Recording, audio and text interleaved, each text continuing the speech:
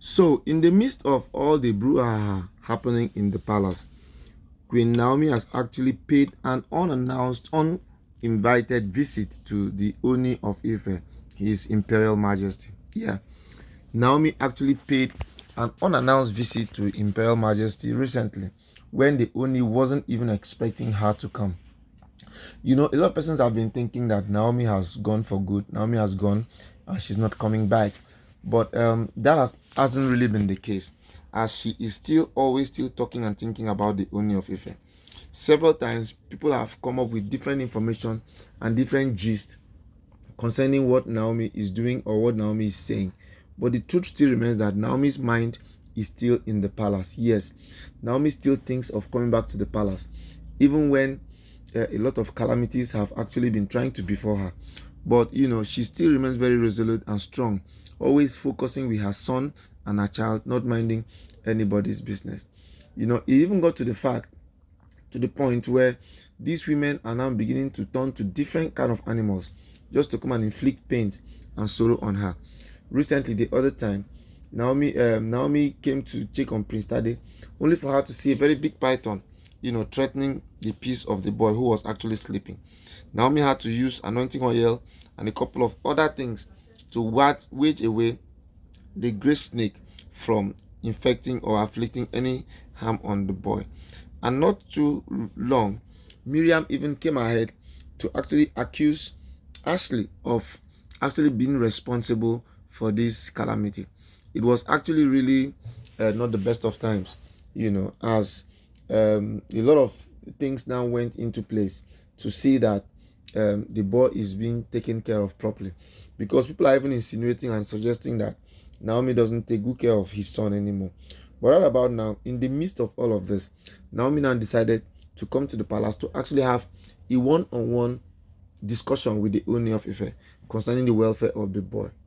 Yeah, it is so important right now because this boy is growing up to be a man. You know how it is now. Before you know it, tomorrow now they will begin to say the Ooni wasn't caring for his son, or the Ooni wasn't taking care of the boy. A lot of talks will always come up. So that is why Naomi wants to try and make sure that she is guiltless when it comes to anything that concerns Prince Tade. Prince Tade actually is the heir apparent to the throne, not minding the things that they've said, even not minding the fact that Tobi Phillips went to now bring some twins, and people are actually agitating that they do not belong to the Ooni himself. Yes, people are saying that those twins don't actually belong to the Ooni, that whoever has those child should actually come for their children. Now, do not forget that when Naomi delivered, nobody ever accused Naomi of not being the mother the Ooni, of not being the father of Prince Tade. Why is it now that since Tobi Phillips gave birth to these boys, they have actually been an issue? Every day, one day one trouble, one day one trouble. This is actually the first time in the palace that we are hearing something called DNA. DNA test is actually something that has never been suggested or said in the palace. But with the coming of the children of Ashley, DNA has now become a regular decimal in the palace. The wives of the Ooni have actually had a way of making the Ooni look very unserious and unprofessional, and it's actually not really good, especially for the throne, because people see the Ooni as a god. People come there to their problems to get healed, to get solved, only for them to now find out that Ooni even has more problems than them themselves. So it actually begins to bring a lot of worry in the palace. Yes, a lot of worry. A lot of people have said things. A lot of people have said so many things concerning this ugly incident. But guess what? The more they say, the more things seem to be entering this ear and coming out from the other ear. So right about now, Naomi has actually decided to come to the palace to see the Ooni. Say, okay, bros, you know what? Can we just put all of these things to the side and plan for this child? Because this child, as a matter of fact, is growing. Tomorrow now, what are people going to say? What is this boy going to say? How is he going to be looking at himself as a child of a broken home? She doesn't want to have a broken home.